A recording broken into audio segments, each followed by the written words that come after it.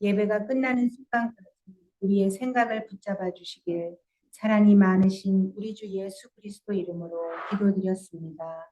아멘.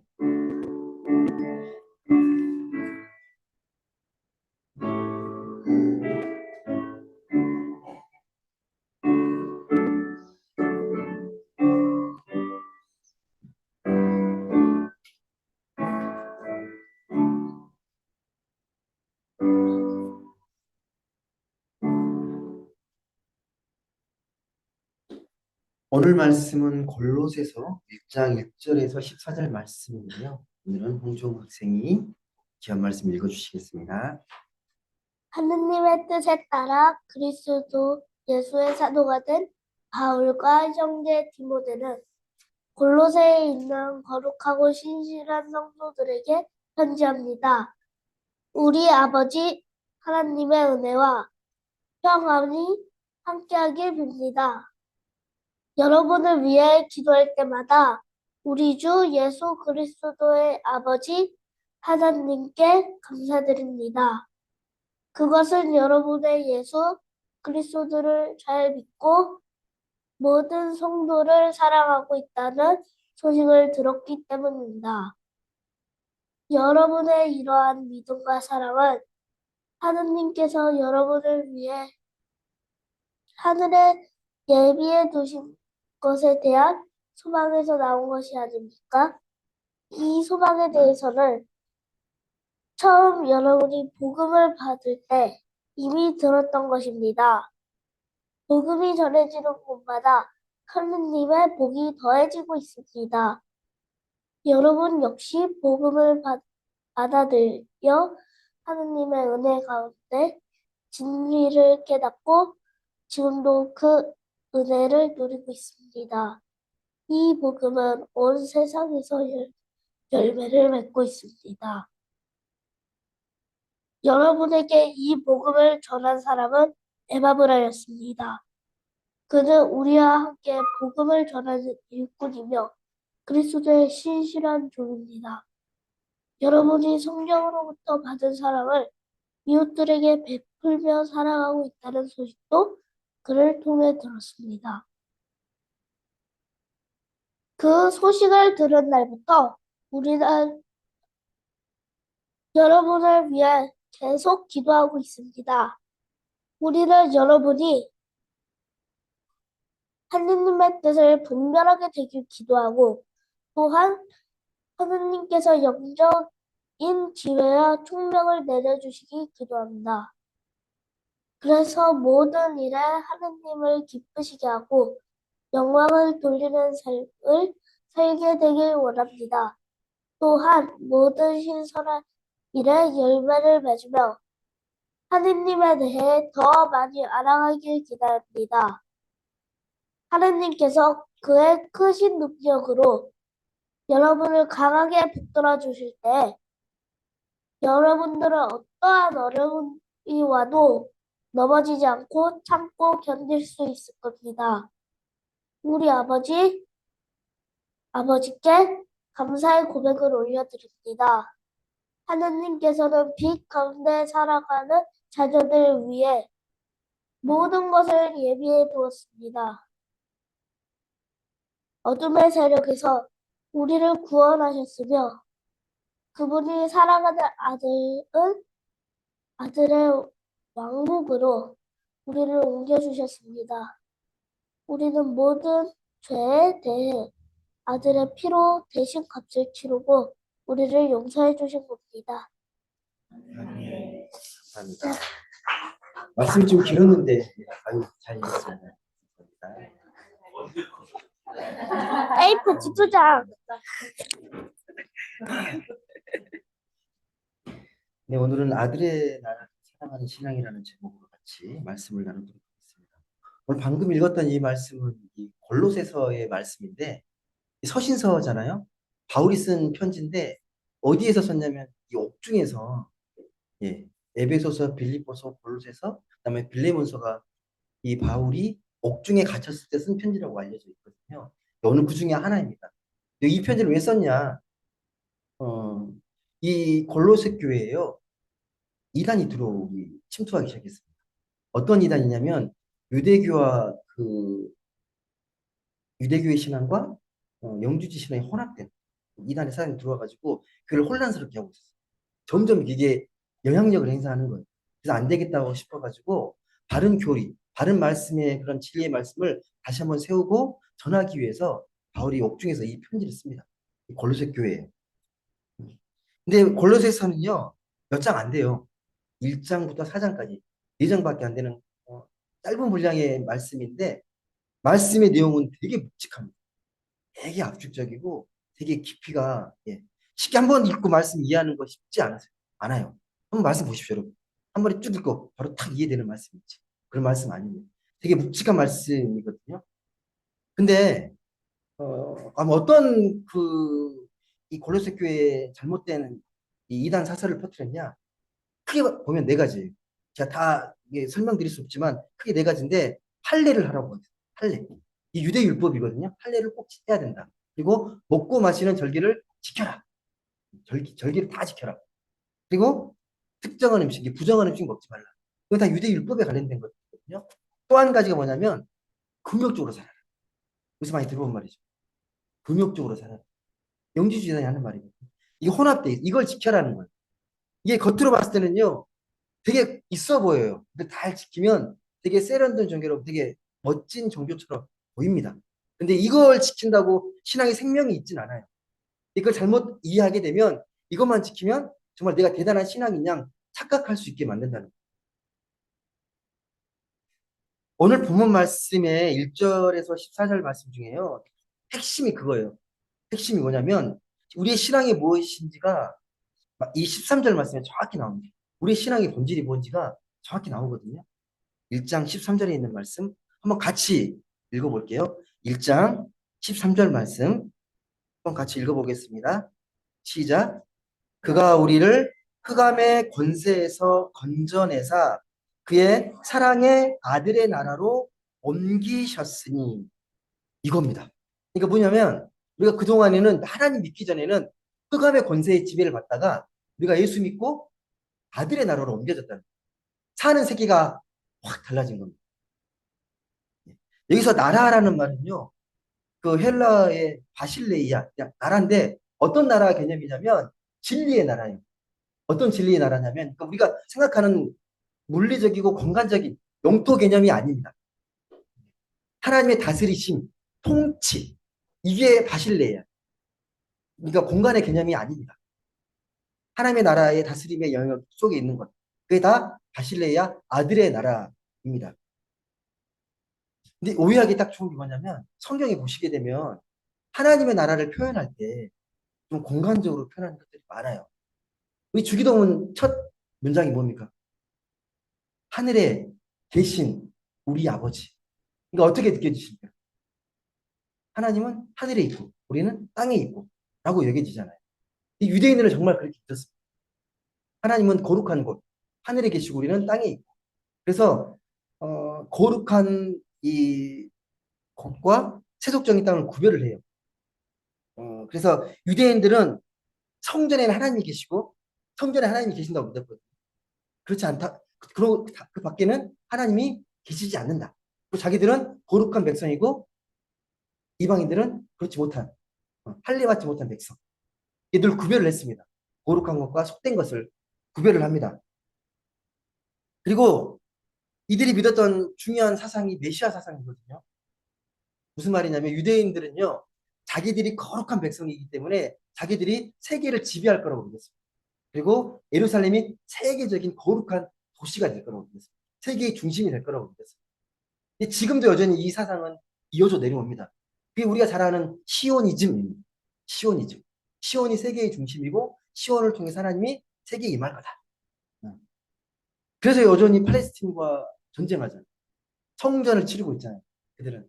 그들의 싸움은 그냥 싸움이 아니에요. 하나님 나라를 회복하기 위한 싸움입니다. 그들의 사상이 그래요. 이렇게 공간적 개념을 이해한 겁니다. 공간적인 개념. 이게 되게 중요합니다, 여러분. 어느 땅이나 어떤 물질의 개념으로 이해하게 되면요.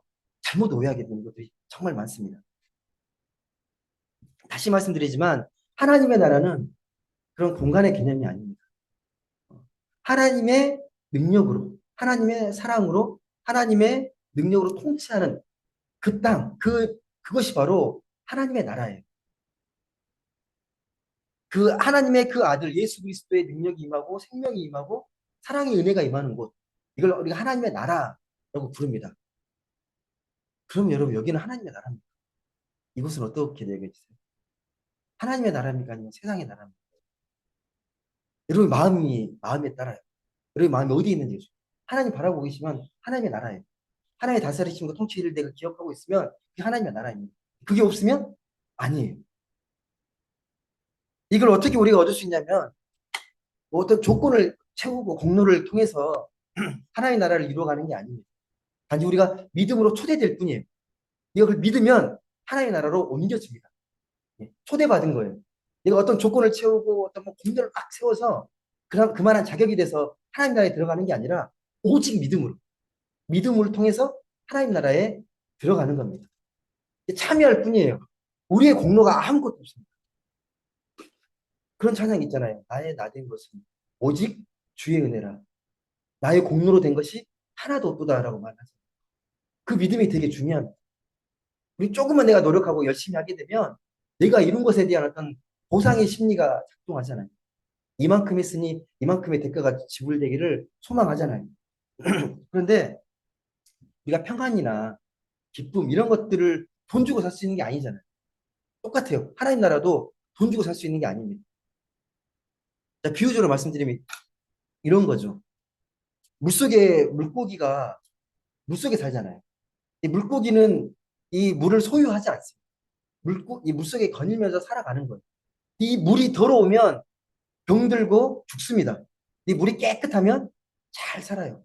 하나님 나라가 그래요. 하나님 나라가 생명의 세계이기 때문에 하나님 나라로 옮겨지면 생명이 살아나요. 여러분이 하나님 나라에 살게 되면 생명이 살아납니다. 그런데 그렇지 못하고 흑암의 권세에 매이게 되면 예, 병들고 어둡고 마음의 절망과 힘든 것들이 너무 많습니다. 마치 오염된 개천에서 깨끗한 시내로 옮겨진 물고기처럼 우리도 전혀 새로운 세계, 하나님께서 원하는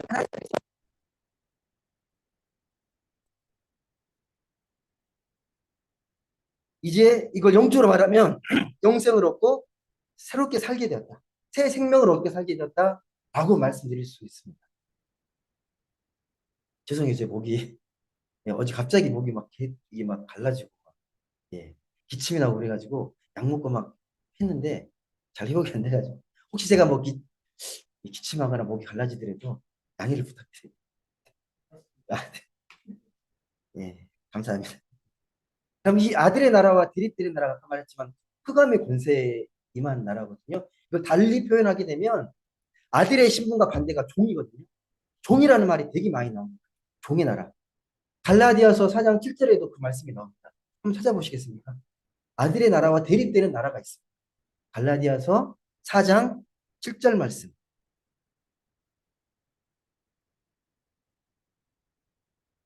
갈라디아서 4장 7절에 있는 말씀.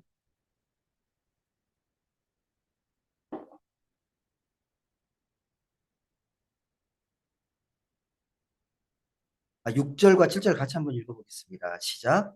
너희가 아들임으로 하나님이 그 아들의 영을 우리 마음 가운데 보내사 아빠, 아버지라 부르게 하셨느니라. 그러므로 내가 이후로는 종이 아니요 아들이니 아들이면 하나님으로 말미암아 유업을 받을 자니라. 아멘. 이 종과 아들을 대비시키고 있거든요. 여러분 종의 신분이 어떤 신분인지 아시죠? 종은 반드시 누가 있습니까? 종이라는 건 주인이 있다는 말이거든요.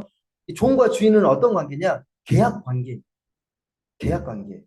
이 주인이 원하는 것들을 다 실행을 해야 돼요. 종의 신분이면. 예. 철저하게 평가를 받는 거죠. 매 순간순간.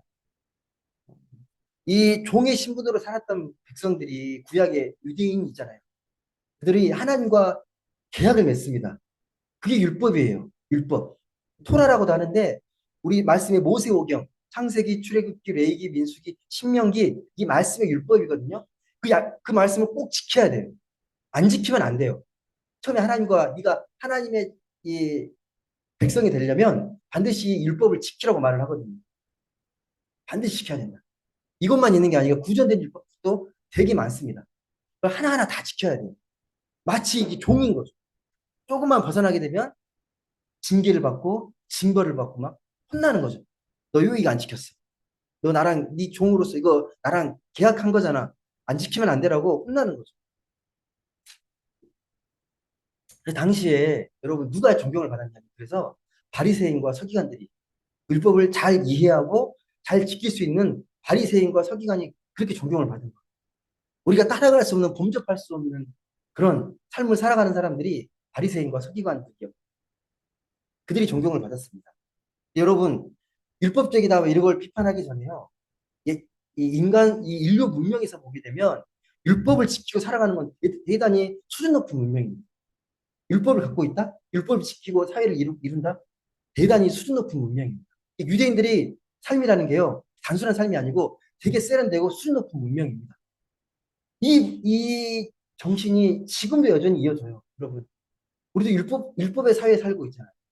소위 우리말로 표현하게 되면 법치사회라 그러잖아요. 법대로 지키는 거, 법대로 살아가는 사회. 법치사회. 그러니까 이 법치사회는 다른 게 아니고요. 나라의 지도자가 자기 개인적인 판단이나 기분에 따라 다스리는 게 아니라 철저하게 법에 따라서 나라를 다스리라는 거예요. 그게 헌법과 법률이잖아요. 그 헌법과 법률에 따라서 그걸 잘 지키면서 그 정신을 준수하라고 한 사회가 이 법치 사회입니다. 되게 좋아요. 이게 없으면 되게 질서가 문란해질 거예요, 사회는. 하지만 문제는 뭐냐면 아무리 법을 잘 만들어도 완벽하지가 않아요. 여러분, 우리가 지금 이 21세기를 살아가는데 21세기 우리 법이라는 게 여러분 완벽하다고 여겨지십니까? 더 이상의 법은 없어. 완벽해. 이것만 지키면 세상은 정말 평화로울 거야. 여러분 그렇게 느끼십니까? 법이 다 못 담아요. 예. 누군가가 이게 피해를 입었는데 피해를 얼마까지 어느 수준까지 정확하게 계산하는 게 안 되잖아요. 그럼 무슨 재판을 하겠습니까? 법에 명시된 대로 그냥 딱딱 주면 되는데 안 돼요. 예. 그 예를 들면 뭐 민사 재판할 때 부모가 이제 돌아가시고 이렇게 상속을 하는데 막 싸우잖아요. 유서가 있는데도 싸워요. 뭐가 완벽하지 않다는 의미잖아요. 법이 완벽하지 않습니다. 다 담아내지 못해요.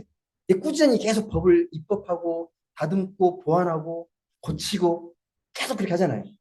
예. 그래도 완벽하지 않습니다. 다 담아낼 수 없습니다. 그런데 이 종의 나라의 원리가 이거예요.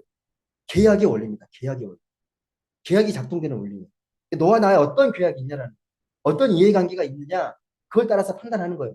이게 모든 사람이 인간의 이해를 만족시켜 주기가 어렵습니다. 왜? 다시 말씀드리지만 서로 간의 그런 관계성 속에서 모든 이해관계를 충족시킬 수 있는 법은 없습니다. 모든 이해 충돌을 완벽하게 해결할 수 있는 법이 없어요. 우리가 인간이 아무리 능력이 뛰어나다고 요즘 다 사람을 몸값으로 매기잖아요. 그 사람의 능력을 연봉으로 따지잖아요. 뭐 연봉 협상에서 당신은 뭐 얼마다 얼마다 이렇게 매기는데 그게 정확한 겁니까? 뭐 연말만 되면 늘그 뉴스가 하나가 들려오는데 최저임금 협상을 한다고 뉴스가 들려요. 뭐 얼마까지는 해야 된다, 안 된다, 막 이렇게 노사 간에 막 이렇게 치열한 이렇게 막 토론과 논쟁이 벌어지는데 어느 게 맞는 거예요? 회사의 사측의 입장에서는 어떻게든 적게 주려고 하고, 예, 근로자 입장에서는 직업 입장에서는 조금이라도 더 받으려고 하는 거예요. 이렇게 막 싸우는 거잖아요. 그 반대도 있어요. 서로를 이렇게 배려하고, 예, 더 많이 주려고 하고, 아니 이런 데를 거의 못 본 것 같아요. 그렇게 챙겨주는 데는 없는 것 같아요. 예, 철저하게 냉정하게 덜 주면 덜 줬지 많이 주려고 하진 않는 것 같아요. 철저히 각자 입장에서 손해보지 않으려고 안단히 쓰는 거잖아요. 그래서 종의 나라에서는 만족이 어렵습니다. 인정 욕구만 이게 강해지는 거예요. 어떻게든 인정받고 내가 더 뛰어나 보이려고 하는 거죠. 요즘 여러분 날씨가 많이 계속 무더워지고 있거든요. 집에 선풍기랑 에어컨 다 있으시죠? 집에서 덥다라는 소리를 덜 하시죠? 안 그런가요? 웬만한 집에서 선풍기는 있잖아요. 혹 에어컨이 없더라도 선풍기는 켜고 사시잖아요. 근데 멀리 갈 것도 없이 50년 전만 가더라도 선풍기 있는 집은 별로 없었을걸요? 예. 어느 순간은 다 익숙해져 있잖아요. 뭐 선풍기 켜고 에어컨 켜고. 옛날에는 정말 그러지 못했거든요. 옛날에는 그 어머니나 할머니가 이렇게 손자나 자식이 누워있으면 이렇게 부채질 해주잖아요.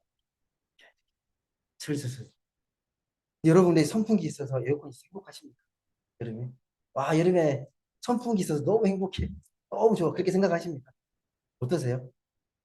오히려 옛날 더 행복하다고 막 하잖아요. 그때는 막 추억하고 선풍기도 없었지만 그때가 훨씬 더 좋았어. 행복했어. 이것뿐만 아니라요. 옛날과 비교하면 우리는 어마어마한 예, 문명을 누리면서 살아가고 있거든요. 예, 뭐 휴가를 떠나기도 하고 여러분 음악도 여러분 쉽게 듣잖아요. 뭐 핸드폰으로 MP3로 막 듣잖아요. 지금 MP3 안 나오죠. 제가 옛날 죄송합니다. 예. 완전 쉽게 음악을 듣잖아요. 돌아다니면서.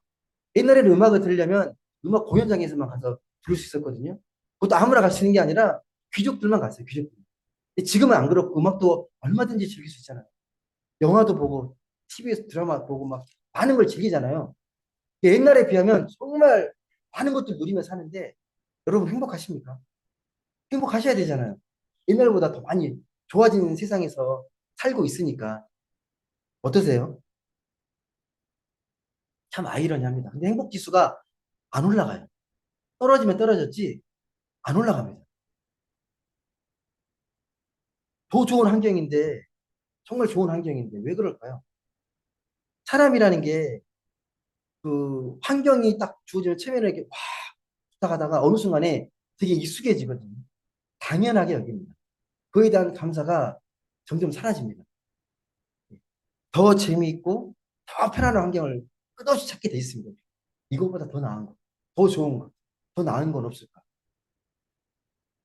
가끔 그 여행 그 뭐죠? EBS나 뭐 이렇게 여행 프로그램 보면 오지를 뭐 탐험하다 뭐 그런 프로가 있는데 거기 여행 가는 작가들이 가서 이렇게 막 그 원주민들 삶을 체험하고 막 그래요. 거기 있는 사람들의 표정을 보면 정말 해맑고 되게 걱정 없어 보이거든요. 근데 환경이 어떠냐? 정말 여러분은 못 살 거예요. 이렇게 살라고 해도. 예. 그냥 뭐 벌레나 이런 것들은 뭐 문제도 아니고 정말 척박합니다. 열악하고. 그런데 전혀 불편함을 느끼지 않고 행복해 합니다. 그들과 우리를 비교하면 우리는 정말 귀족적인 삶을 산다니까. 정말 잘 사는 거라니. 그래도 왜 행복은 그들보다 못합니까? 이유가 뭘까요? 분명한 건 뭐냐면 여러분, 제가 길게 말씀드렸지만, 우리 행복이라는 게 물질적 차원이 아니라는 거예요. 아무리 물질이 풍요롭다고 여러분이 절대 행복할 수 없다는 겁니다. 예. 그러면 부자들이 가장 행복해야 돼요. 부자들이. 돈이 많은 사람들. 가진 게 많은 사람들이 가장 행복해야 됩니다. 절대 그렇지 않습니다. 여러분, 오늘 아들의 나라로 우리가 옮겨졌습니다. 하나님 나라. 이 종의 흑암의 권세에서 하나님의 나라로 아들의 나라로 옮겨졌습니다. 근데 이 종의 나라는 다시 말씀드리지만 계약과 의무의 관계, 권리와 의무가 있는 게 종의 나라고 우리는 하나님의 나라로 옮겨졌습니다. 아들이에요. 아들은 여러분 세상의 눈치를 보지 않습니다. 아버지의 눈치를 보지 않아요. 아무리 못해도 그냥 아들이에요. 예. 평가를 받지 않습니다. 세상의 시선에 대해서 이렇게 두려워하거나 민감해하지 않습니다. 그게 아들이에요. 아들의 나라에서 아들이 마음껏 누리는데 그걸 누가 뭐라고 하겠습니까? 어? 누구 눈치 보고 그러지 않잖아요. 이미 아들로 인정받았기 때문에 평가받을 일도 없고 그냥 자유롭게 사는 거예요. 아들은 그래요, 아들은. 여러분, 예를 하나 들어드릴게요. 어느 회사에, 가끔씩 그 드라마에 보면 그게 나오잖아요. 그 회사에 누군가 신입사원을 들어왔는데, 근데 신분을 속이거든요. 회사 회장의 아들이거나, 지체 높으신 분이 들어와서 그런 신분을 들통내지 않고, 드러내지 않고, 똑같이 막 일을 해요. 근데 이 사람이 들어온 목적은 경영 수업하려고, 밑바닥부터 배우려고 들어온 거예요. 그 회사에. 아무런 이야기도 하지 않고. 예, 그렇게 들어온 사람하고 여러분, 예, 계약 관계로 돈을 벌기 위해서 생존하기 위해서 들어온 이 직원하고 비교했을 때 삶이 똑같을까요? 겉으로 볼 땐 똑같잖아요. 똑같은 신입사원인데 삶의 내용이 똑같습니까? 다르잖아요. 다릅니다. 이 회사의 사장의 아들은요, 정말 아들로서 자유롭게, 정말 누가 시켜서가 아니라 더 진취적으로 생명력 있게 일을 할 거예요. 근데 계약 관계에 맺어진 사람들은 그 계약에 의해서 거기에만 매몰돼가지고 평가에 대해서 막 이렇게 전전긍긍하고 그렇게 살아가는 거죠. 다릅니다. 신분이 다릅니다. 우리가 그래요, 우리가. 여러분, 우리는 하나님의 나라의 아들이라고 말을 하잖아요. 이 세상의 눈치를 왜 이렇게 많이 보시죠? 이 모든 게 하나님의 것인데 너무 눈치 보잖아요. 예, 세상의 눈치 보고 옆에 사람 눈치 보고 나를 어떻게 평가할까? 되게 그게 민감하잖아요. 여러분은 종이 아니에요. 세상의 종이 아닙니다. 흑암의 권세에 매여 있는 사람들이 아니에요. 아들의 나라, 하나님 나라의 신분이에요. 그러면 당당하게, 더 떳떳하게, 생명력 있게, 예, 누가 시켜서가 아니라 내가 좋아서 하시는 일들이 되어야 합니다. 예배도 마찬가지 여러분. 우리가 일주일에 한 번 예배 드리는데 이걸 의무감에 드리는 종의 신분으로 예배 드리는 게 아니잖아요. 말 그대로 하나님 배로 하나님 뵙고 행복하고 은혜를 누리게 해서 오시는 거잖아요. 그럼 그 마음으로 예배를 드시고 아 예배 잘못 드려서 누구 혼내진 않아. 그런 마음이 아니라 하나님의 아들답게 당당하게 요구하고 또 함께 할 수 있는 그런 마음이 필요합니다. 아들의 나라 차원에서 참 자유와 진정한 행복이 있을 수 있습니다. 그래서 그걸 우리가 어떻게 표현하냐면 14절 말씀 보시게 되면요. 그걸 어떤 상황으로 벗어났냐고 표현하냐면 14절 말씀 보면 골로새서 14절 말씀 1장 14절 말씀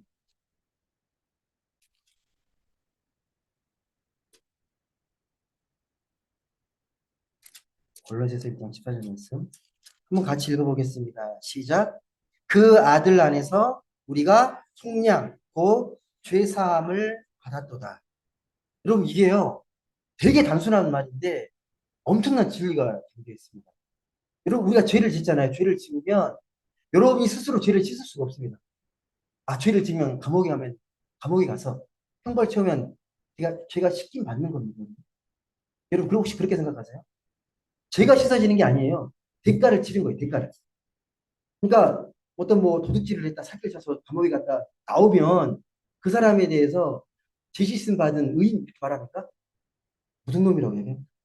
똑같아요. 죄가 씻겨지는 게 아닙니다. 절대 우리는 수많은 죄를 짓잖아요. 내 스스로 아무리 내 공로로 죄를 씻길 수가 없어요. 예. 누군가가 대신 죄값을 치러줘야 돼요. 여러분 그 어마어마한 씻기지 않은 죄를 씻어줘야 되는데 그걸 속량이라고 말하거든요. 죄 사함을 받아야 되는데 그걸 누가 하신 겁니까? 예수 그리스도께서 십자가의 보혈로 우리의 죄를 한 번에 깨끗하게 씻어주신 겁니다.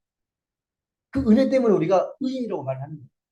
우리 공로로 의인된 게 아니라 하나님의 그 보혈의 은혜로 예수 그리스도의 십자가 보혈의 은혜로 우리 죄가 모두 씻겼기 때문에 그 은혜로 우리가 죄 사함 받고 속량함을 얻는 거예요. 여러분 하나님의 죄 사함을 받은 사람의 특징은요. 제가 쉽게 이렇게 설명드릴게요. 어떻게든 많은 돈을 벌어야 잘 살 수 있다는 생각에 벗어나서 그렇지 않아도 나는 하나님의 은혜로 얼마든지 잘 살 수 있다. 라고 선언하시는 거예요. 쉽게 말씀드리면 이거예요. 제가 뭐 더 어렵게 말씀드리려는 게 아니라 어, 내가 어떤 환경에 있든 어떤 자리에 있든 이 모든 만물의 주인이 하나님이시고 나는 그의 아들이고 그의 상속자인데 내가 뭐가 부족하지? 하나님이 채워주신 은혜 가운데 내가 만족하며 살아가는 거예요. 예. 내가 뭐가 없다고 누가 뭐 이렇게 위축되거나 그렇지 않고 당당하게 살아가는 것, 하나님의 자녀답게 살아가는 것, 이게 죄 사함, 속량함을 얻은 하나님 자녀의 백성의 특징입니다. 여러분 이게 비현실적으로 들리나요? 믿지 않는 사람들은 말도 안 되는 소리라고 정신 승리라고 할 거예요. 아닙니다, 여러분. 절대 아닙니다. 그 아들 안에서 우리가 하나님의 참 믿음과 능력을 얻은 사람이에요. 그 아들 안에서. 그 아들 안에서 우리가 하나님의 아들이 되고 하나님의 신분이 되는데 이 예수 안이라는 말은요, 예수님의 다스리심 안으로 들어가는 거예요. 다시 말씀드릴게요. 예수님의 통치 안으로. 예수님께서 생명의 능력으로, 사랑의 능력으로 다스리시는 그 하나님 나라에 들어가서 우리가 그 통치함을 받는 게 그게 아들 나라의 삶을 살아가는 겁니다.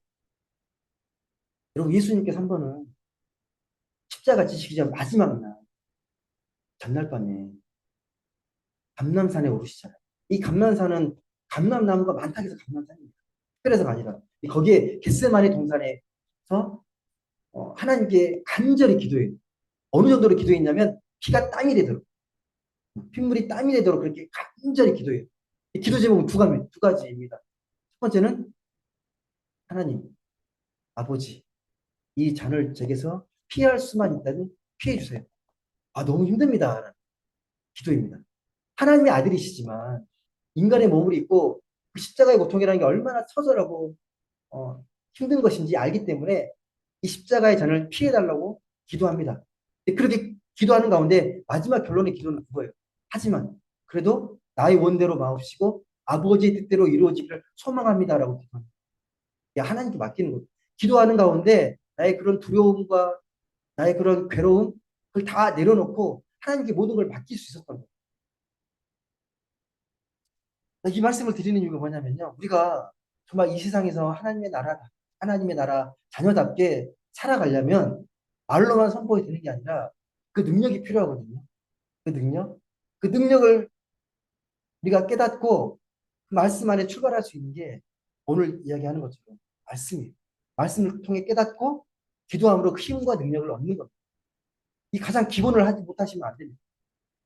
끊임없이 보이는 세상이 아니라 보이지 않는 하나님을 찾기 위해서 말씀을 읽고 기도하면서 하나님을 찾아야 합니다. 여러분, 우리는요, 이 예수 그리스도의 기도를 본받으셔야 해요. 내가 힘들고 어려울 때, 너무 괴로울 때, 하나님 너무 괴롭습니다. 이것 좀 벗어나게 해주세요. 라고 기도하지만 그 기도 속에서 하나님의 뜻이 온전히 이루어지기를 간절히 소망하는 겁니다. 이 기도의 본을 받는 사람이 우리들이잖아요. 그 기도의 본을 받고 우리가 믿음의 사람으로 거듭나야 합니다. 그래야 오늘 이 골로새서 말씀처럼 크게 고백할 수 있는 거예요. 흑암의 권세에서 우리가 아들의 나라로 옮겨졌다라고 이렇게 당당하게 고백할 수 있습니다. 말씀을 맺습니다. 여러분, 아들의 나라는 한마디로 뭐냐? 믿음의 나라예요. 내가 뭔가 조건을 갖추고 가는 나라가 아니라 믿음으로, 하나님의 아들을 믿음으로 그 믿음 가지고 살아가는 나라가 믿음의 나라입니다. 그 믿음 안에서 하나님이 주신 자유와 능력을 얻고 우리가 의로워질 수 있습니다. 성경은 계속해서 그걸 말하는 거예요. 믿음으로 의로워져. 믿음으로 의롭게 된다. 자꾸 말씀하는 거예요. 믿음으로 의로워져. 역시 여러분은 어떠십니까? 믿음을 어떻게 생각하십니까? 당연하지 뭐 믿음 없는 사람이 어디 있어? 정말 믿음으로 사십니까? 믿음대로 사십니까? 내가 믿는 대로 역사하시길 정말 간절히 소망하시면서 사십니까? 입술로는 믿음이라고 말을 하지만 믿음보다는 세상에 있는 어떤 지식이나 생각이나 어떤 조언이나 물질을 더 의지하진 않으십니까? 삶의 현실에서는 믿음이 별로 영향이 없는 거 아니십니까? 다시 말씀하지만 믿음은요, 우리를 허무와 죽음, 종의 신분에서 벗어나게 할 수 있는 강력한 능력입니다. 믿음을 잘 쓰는 사람이 있고 잘 못 쓰는 사람이 있어요. 똑같은 신앙생활 하더라도. 여러분은 믿음의 나라로 옮겨진 사람. 흑암의 권세에서 살아가시는 분들이 아닙니다. 그러면 흑암의 권세의 법칙이 아니라 하나님 나라의 법칙에 따라서 살아가셔야 합니다. 하나님 나라의 십과 법을 쫓아서 그렇게 승리하면서 살아가셔야 합니다. 종의 신분에 매여서 의무와 권리의 관계가 아니라 자유함을 얻고 참 생명을 얻고 그런 생명의 풍성함을 누리며 살아갈 신분이 바로 우리들입니다. 우리가 하나님의 아들이라는 사실을 꼭 기억하시기 바랍니다. 그래서 아들의 나라의 자녀답게 하나님 나라의 아들이라는 믿음으로 참 능력과 평안을 온전히 누리며 복되게 살아가실 수 있기를 또한 그런 삶을 세상과 진실하게 나누면서 그렇게 살아갈 수 있기를 주의 이름으로 간절히 소망합니다. 기도하겠습니다.